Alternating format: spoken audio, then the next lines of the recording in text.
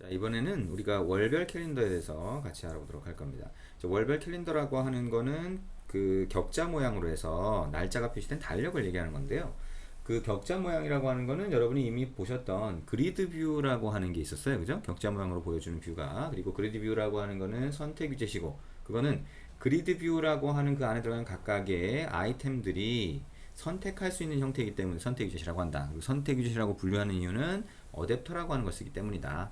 근데 어댑터에서 getView가 호출되는 그게 각각의 아이템을 위한 인덱스 0, 1, 2, 3, 4 이렇게 호출이 되는데, 거기서 만약에 그리드 뷰의 칼럼 개수가 한 개라면 그러면 리스트 뷰하고 같다라고 얘기했죠. 그죠? 그래서 그리드 뷰는 칼럼 개수가 중요하다. 근데 월별 캘린더라고 하는 거는 칼럼 개수가 7개가 되죠. 그죠? 월, 화, 수, 목, 금, 토, 일 이렇게 가로의 개수가, 가로로 가는 칼럼의 개수가 7개가 되는 게 월별 캘린더가 된다. 그리고 각각의 날짜 정보를 우리가 1, 2, 3, 4 이렇게 해서 각각의 월마다 일일이 시작되는 데가 다 틀리잖아요. 그리고 뭐 2월 같은 경우는 28일까지 있다. 그리고 뭐 1월은 31일까지 있다. 이런 게 다 틀립니다. 그래서 그런 정보를 어떻게 가지고 오는지 이런 것들을 한번 보실 필요가 있을 것 같아요.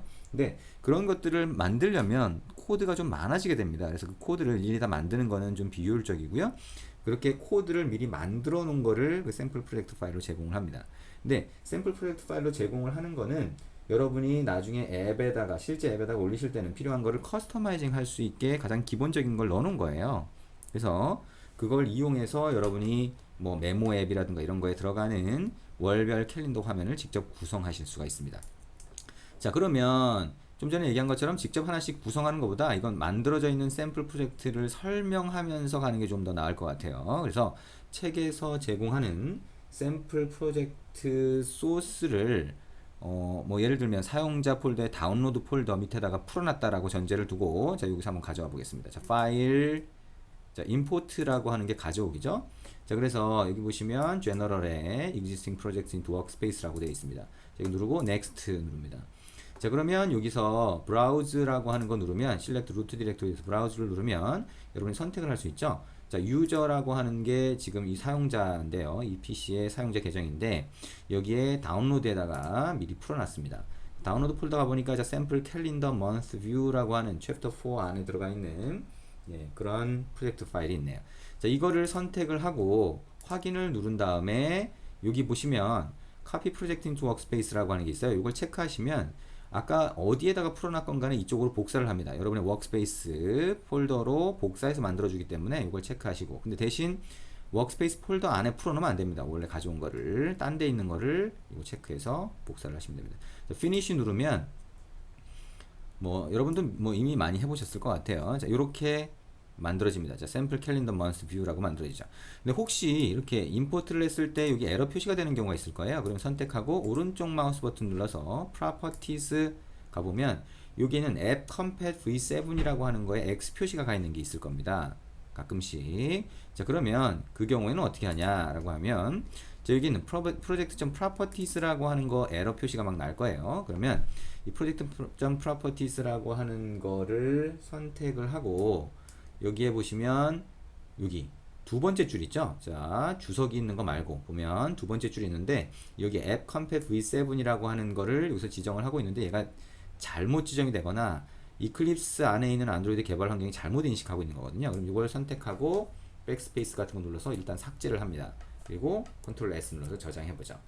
자, 이렇게 하면 이렇게 에러 표시가 날 거예요. 그러면 다시 프로젝트 선택하고 오른쪽 마우스 버튼 눌러서 프로퍼티스 간 다음에 여기 안드로이드 왼쪽 눌러서 이 라이브러리 가보면 이렇게 비어있죠? 애드 눌러서, 자, 우리가 다른 프로젝트 만들 때 자동으로 만들어진 앱 컴팻 v7 선택하고 OK, 어플라이, OK 누르시면 이렇게 에러 표시가 없어집니다. 그리고 이제 어떤 분들은 안드로이드 4.4.2라고 하는 타겟이 잘못 정의가 된 경우가 있어요. 그리고 나중에라도 안드로이드 버전이 올라가게 되면 그러면 요 정보가 맞지 않거나 뭐 이런 경우가 있을 수 있습니다. 그럼 프로퍼티스 가서 여기 안드로이드 쪽에 보고 요 중에서 선택할 수 있는 게 선택이 안 돼 있으면 선택하시고 어플라이 OK 누르시면 됩니다. 자, 그래서 어쨌든 이렇게 가져왔다라고 보죠. 자, 그러면 일단 이걸 실행을 먼저 해볼게요. 얘가 어떻게 보이는지 run as android application 이렇게 해서, 자, 지금 에뮬레이터 쪽으로 실행해서 화면이 일단 어떻게 보이는지를 먼저 보도록 하겠습니다. 자, 화면에서는 당연히 이제 월별 캘린더가 보이겠죠? 그래서 월별 캘린더가 보이는 모양을 우리가 잘 한번 확인을 먼저 해볼 겁니다. 자, 이렇게 보입니다. 오, 괜찮죠? 자, 여기에 2014년 9월이라고 해서 지금 현재 월 정보가 나오고, 자, 이거를 10월 달 보고 싶다, 11월 달 보고 싶다, 이렇게 나옵니다. 자, 여기 재밌는 거는 저기 격자 모양으로 다 되어 있고, 이거를 누르면 이렇게 선택된 거는 노란색으로 표시가 된다는 거죠. 그리고 이렇게 월이 이동할 때마다 아까 얘기했던 것처럼 일일이 시작되는 날이 다 틀려요. 요일이 다 틀려요. 그죠? 그래서 그 다음에 날짜 개수도 틀립니다. 이것들을 자동으로 계산해서 뿌려주고 있습니다. 그죠? 그러면 아까 얘기한 것처럼 메모를 하게 되면 메모 표시가 여기 된다라고 하면 이 각각의 격자 안에 표시를 해주면 되는데, 그거는 이 격자 하나가 get view라고 하는 걸로 리턴되는 view 객체가 되는 거죠. 그죠? 그러면 이거를 레이아웃을 이용해서 여기 안에다가 텍스트 뷰나 이걸 집어넣어주면 이렇게 우리가 메모 앱 같은 데서 보이는 월별 캘린더 화면이 만들어지게 되는 겁니다. 자, 그럼 이제 소스를 한번 볼까요? 자, 소스를 한번 가서 보면, 자, 어떻게 만들어지냐라고 하는 거 가서 보면 res 밑에 레이아웃을 먼저 가봅니다. activity main.xml 있죠? 자, 가서 보면, 자, activity main.xml에는 요거만 있어요. 자, activity main.xml 원본 XML 코드를 가서 보니까, 자, 위에 버튼과 텍스트 뷰와 버튼이 있습니다. 이거는 우리가 봤던 것처럼 요 위에 부분을 나타내는 거예요. 그래서 여기에다가 우리가 지금 현재 월을 표시할 거고, 좌우 월 이동 버튼을 넣은 겁니다. 아래쪽은 아래쪽 공간은 뭐가 있는데, 자, activity main.xml로 가보면 아래쪽의 공간에는 이렇게 calendar month view라고 하는 태그로 되어 있네요. 자, org.androidtown.calendar month 패키지로 되어 있는 거 보니까 여러분들이 여기서 직접 만든 뷰 객체가 되나봐요. 그죠? 직접 만든 뷰 객체를 밑에 채운 거예요. 직접 만든 뷰 객체는 우리가 조금 전에 해봤던 복합이젯을 만들 때 좀 어떤 거다라고 하는 걸 이해하셨을 거고요. 요거는 우리가 조금 더 다음 챕터에서도 보게 될 겁니다. 어쨌거나 이렇게 만들었어요. 그럼 만든 걸 한번 가서 봐야겠죠. 소스 밑에 패키지 밑에 가보면 캘린더 먼스 뷰라고 하는 거 있어요. 자, 캘린더 먼스 뷰라고 하는 걸 가보니까 이렇게 돼 있네요. 그리드 뷰를 상속했어요. 자, 그리드 뷰를 상속해서 이렇게 만들 수도 있고요. 아니면 그리드 뷰 자체를 그냥 쓰셔도 상관없습니다. 근데 여기서는 이걸 상속해서 이 안에서 이렇게 이벤트 처리를 이 내부에서 해주기 위해서 이걸 이렇게 만들어 놓은 거예요. 근데 어쨌든 그리드 뷰라고 하는 걸 쓴다라고 하는 걸 알 수가 있죠. 그래서 메인 액티비티에 가보면 그리드 뷰를 이용해서 온 크리에이터 안에서, 자, 그리드 뷰를 이용해서 XML 레이아웃에 추가한 캘린더 먼스 뷰를 참조를 하고, 얘는 선택 위젯이니까 어댑터를 셋 어댑터로 설정을 하죠. 그래서 어댑터도 캘린더 먼스 어댑터로 만들어 놨어요. 그리고 이벤트 처리를 하고 있습니다. 자, 아까 캘린더를 그냥 써도 된다 그랬죠. 저기 그리드 뷰를 그냥 써도 된다 그랬죠. 그죠? 그리고 그리드 뷰는 set on item click listener를 설정하면 되고요. 여기서는 이벤트 처리하는 것 자체를 새로 만들어 놨기 때문에 이렇게 보이는 겁니다. 자, 어쨌거나 여기 보시면 어댑터라고 하는 게 하는 역할이 굉장히 많아요. 그래서 이전 월로 넘어가는 거, 다음 월로 넘어가는 게 이런 이벤트 처리가 되어 있는 걸 볼 수가 있습니다. 자, 그러면 이제 결국에는 우리가 선택 위젯이라고 하는 건 거의 껍데기다. 그죠? 리스트 뷰도 껍데기고 그리드 뷰도 껍데기다. 중요한 거는 어댑터가 전부 다 처리를 한다. 자, 어댑터에 가보면 여러분이 이제 리스트 뷰나 그리드 뷰에서 만들어 봤던 것처럼 베이스 어댑터를 상속하고 있어요. 근데 이게 메인 액티비티가 아니라 별도의 자바 소스 파일로 분리되어 있기 때문이고요.